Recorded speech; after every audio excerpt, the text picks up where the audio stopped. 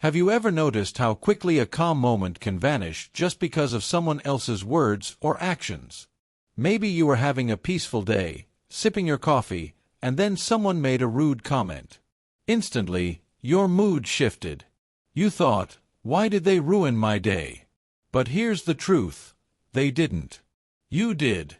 Your emotions are your responsibility.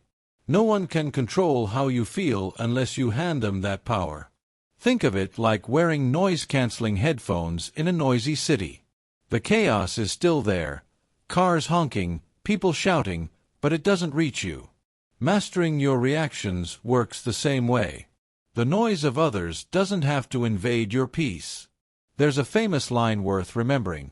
Between stimulus and response, there is a space. In that space lies our power to choose our response. In our response lies our growth and our freedom. When someone criticizes you unfairly or cuts you off in traffic, that little pause before you react is your greatest weapon. In that pause, you get to choose calm over chaos, strength over impulsiveness. Imagine your coworker dismisses your idea in a meeting. You could snap back and carry that bitterness all day. Or you could pause, breathe, and remind yourself, this isn't about me, it's about them. By reframing, you take back your control. The criticism no longer defines your mood. Here's a simple way to practice. Pause and name the feeling. Anger, irritation, hurt. Call it out. Ask yourself why. Is it the event itself, or how you interpret it?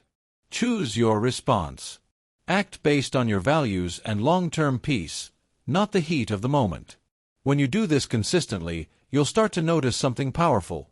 The rude stranger, the thoughtless remark, even the unexpected inconvenience, they all lose their grip on you. In every moment, you can either let others dictate your emotions, or you can reclaim your power. And when you choose calm, you don't just master your emotions, you gain freedom. One of the biggest sources of frustration in life comes from expecting people to act the way we would. Maybe you've gone out of your way to help a friend, only to feel disappointed when they don't show up for you in the same way. You think, how could they be so inconsiderate? I would never do that. But here's the hard truth. People don't live by your standards. They act according to their own. Expecting others to think, speak, or behave the way you do is like trying to control the weather. It's impossible, and it only sets you up for frustration.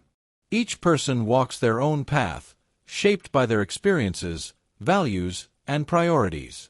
When someone hurts or annoys you, it's usually not about you, it's about them. Take this example. You have a coworker who constantly interrupts during meetings. You could spend your energy seething with frustration, or you could step back and say, this is just who they are, it's not about me. By letting go of the expectation that they should behave differently, you free yourself from the emotional trap. There's a wise saying, expectations are the root of all suffering. The fewer expectations you place on others, the more peace you protect within yourself. Here's how to put this into practice. Notice your assumptions. Ask yourself, what exactly was I expecting them to do? Challenge that expectation. Is it realistic to believe others will act exactly as you would? Shift your focus. Instead of trying to control them, focus on how you can respond calmly and protect your peace. This doesn't mean you tolerate bad behavior or lower your standards for how you deserve to be treated. It simply means you stop letting other people's choices dictate your emotions. The next time someone frustrates you, remind yourself, they're acting from their nature, not mine. You can't change their behavior, but you can choose your response. And when you release those expectations, you'll feel lighter, freer, and far less disturbed by things you can't control. Think back to the last argument you had. Maybe it was something small, like which route was faster, or maybe it was something deeper with a friend or partner. Do you remember that burning urge to prove you were right? That need to defend your view at all costs? We've all been there. But here's the thing, constantly needing to be right is exhausting, and it robs you of peace. The drive to win every argument often comes from insecurity, as if being wrong makes us less worthy. But what if you released that need entirely? What if, instead of fighting to prove your point, you chose to protect your peace? Ask yourself, would I rather be right, or would I rather be at peace? Most of the time, insisting on being right doesn't change the outcome, it just damages relationships and leaves you drained. Imagine this: a friend insists their way of handling a problem is better than yours. You could debate for hours, raising tension with every word. Or, you could simply say, I see where you're coming from, and I respect your perspective. Just like that, you end the conflict, keep your calm, and move forward without bitterness. Here are some ways to practice this mindset. Pause before responding. When you feel the urge to argue, take a breath and ask yourself if it's worth your energy. Seek understanding. Instead of trying to win, ask questions. See the world through their perspective. Pick your battles. Save your energy for disagreements that truly matter, ones that affect your values or your future. Letting go of the need to be right doesn't mean silencing your voice or giving up your principles. It means recognizing that peace is often more valuable than winning a debate. Arguments lose their grip on you when you realize your worth isn't tied to proving yourself. The next time you're tempted to argue, remind yourself, being right won't make me happy, but being calm will. That's when you'll discover the quiet strength of letting go. Picture this: you're excitedly sharing an idea you truly believe in, and someone cuts you down with a dismissive comment. Suddenly, the confidence you felt melts away. Why does this happen? Because too often, we let other people's words define how we see ourselves. But here's the truth: your worth is not tied to anyone else's opinion. It doesn't rise with their compliments, and it doesn't fall with their criticism. The moment you depend on others to validate you, you hand them the power to control your emotions. True freedom comes when you take that power back. Let's say a coworker harshly criticizes your work, not to help you, but to put you down. Your instinct might be to defend yourself or feel crushed. But instead, you can pause and remind yourself, their words reflect their perspective, not my value. By separating who you are from what they say, you protect your peace. Marcus Aurelius once observed that we all love ourselves more than anyone else, yet we often care more about their opinions than our own. Isn't that ironic? The real challenge is to reverse that, to trust your own view of yourself above all. Here's how you can start. Pause before reacting. When words sting, take a breath before letting them sink in. Separate fact from opinion. Ask, is this truth, or just their perspective? Take only what helps you grow and leave the rest. Reaffirm your worth. Remind yourself that your value is intrinsic, it's not up for debate. Of course, constructive feedback has value, it helps you grow. But unwarranted negativity, that's not yours to carry. Lao Tzu said it best: care about what other people think, and you will always be their prisoner. The next time someone's words shake your confidence, ask yourself, am I letting this define me? Or am I choosing to stand in what I know to be true about myself? When you choose the latter, you reclaim your power. Your strength doesn't come from avoiding criticism. It comes from knowing who you are, regardless of it. And when you stop letting others' words define you, you create space for confidence, authenticity, and peace, the kind no one can take away. So much of our frustration comes from fighting battles we were never meant to win. We worry about what people think, about the choices they make, or about circumstances completely outside our control. And the more we try to control the uncontrollable, the more powerless and angry we feel. The Stoics taught a simple but life-changing truth. There are only two things in life: what you can control and what you cannot. Your thoughts, your actions, your choices, those are yours. The weather, the traffic, the behavior of others, those are not. The moment you truly understand this distinction, you set yourself free. Think about it. If someone speaks rudely to you, you can't control their words. But you can control your response. If a plan falls apart, you can't control the outcome. But you can control how you adapt. Peace comes when you place your energy where it matters, on your own choices, not on external events. Here's a simple practice. Ask yourself, is this within my control? If yes, act with intention. If no, release it. Redirect your focus. Instead of obsessing over what you can't change, pour your effort into how you respond. Accept reality as it is. Resisting what's unchangeable only adds suffering. Imagine you're caught in a traffic jam. You can honk, curse, and stew in anger, but it won't make the cars move faster. Or you can turn on some music, breathe, and accept that this moment is simply outside your control. One choice leads to misery, the other to peace. The truth is, life will always throw things your way that you didn't ask for. But the power lies in remembering this. You can't always choose what happens, but you can always choose how you respond. When you focus only on what you can control, you stop wasting energy on the impossible. And in that shift, you discover a calm strength, a resilience that no external storm can shake. One of the quickest ways to become bitter is to believe that life should always be fair. You look around and see someone cutting corners but still getting rewarded, while you work hard and face setbacks. It feels unjust, and anger rises. But here's the truth. Life has never promised fairness. Think about nature. A storm may destroy one home while leaving another untouched.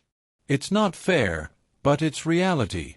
In the same way, people may act unjustly, circumstances may seem unbalanced, and outcomes may not reflect your effort. Fighting this truth only adds suffering.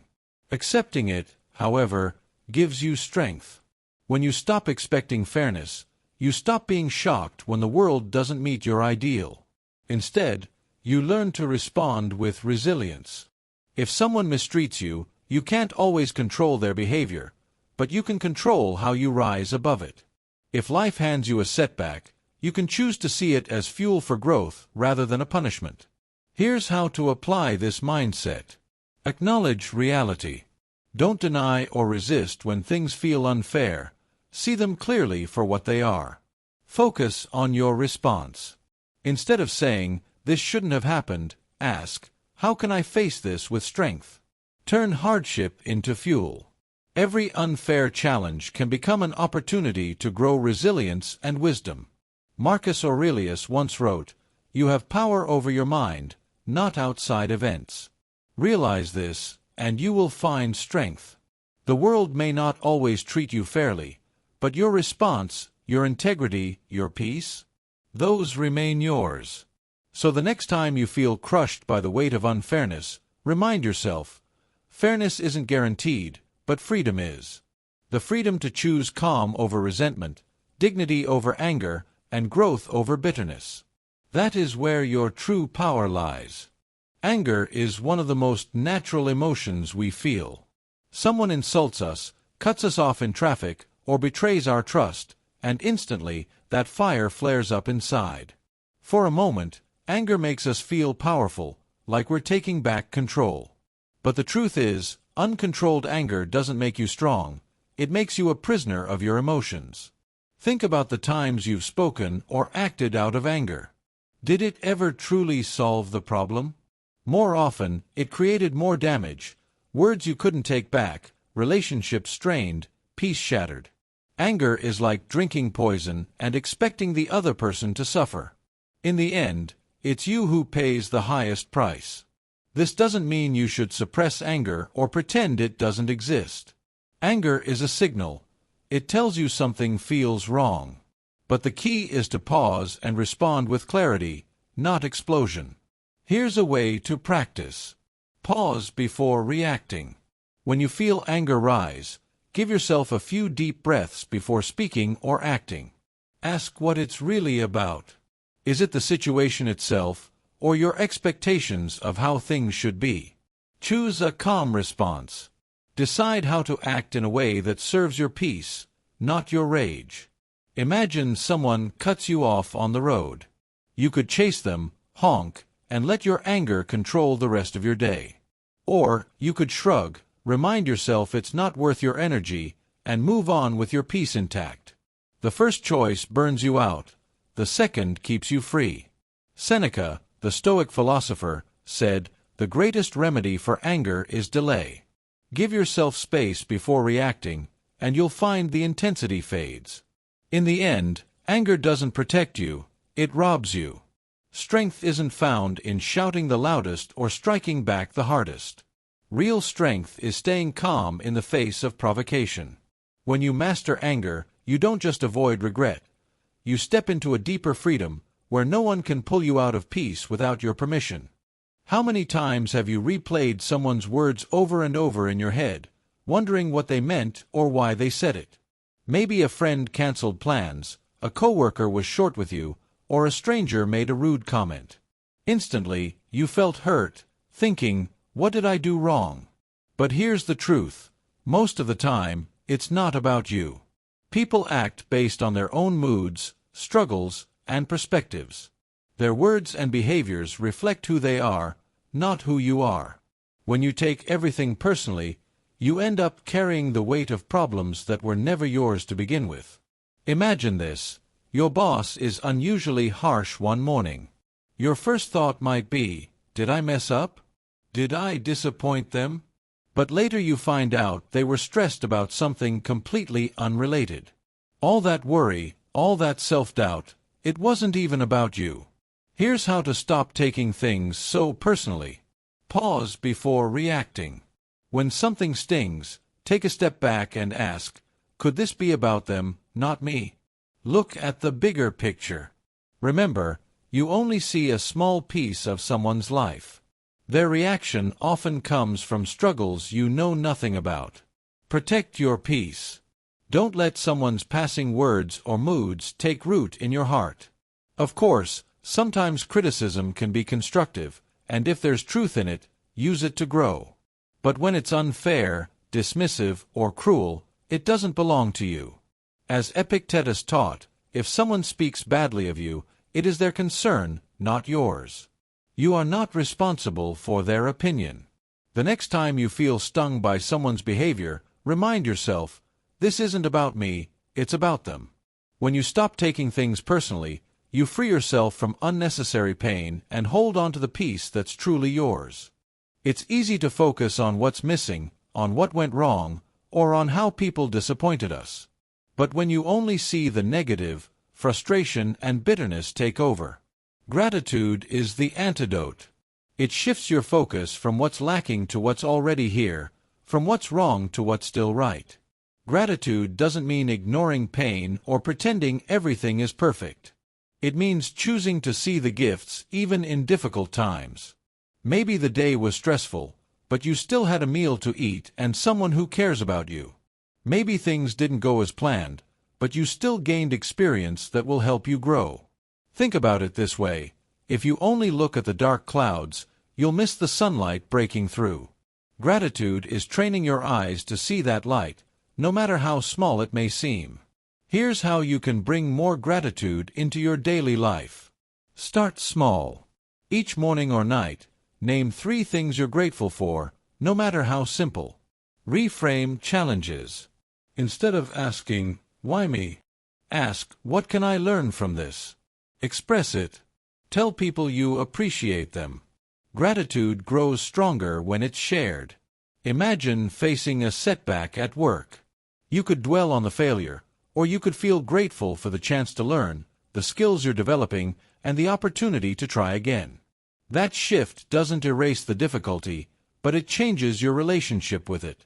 Marcus Aurelius once wrote, "When you arise in the morning, think of what a precious privilege it is to be alive, to breathe, to think, to enjoy, to love." Gratitude anchors you in that truth. The more you practice gratitude, the less power negativity has over you. Because even when life isn't perfect, there's always something to be thankful for, and that simple act of noticing can transform your entire outlook.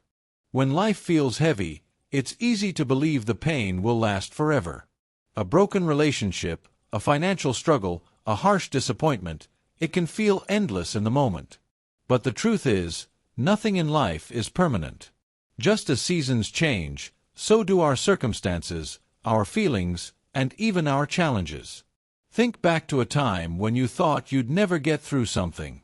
Maybe it was heartbreak, maybe failure, maybe deep uncertainty.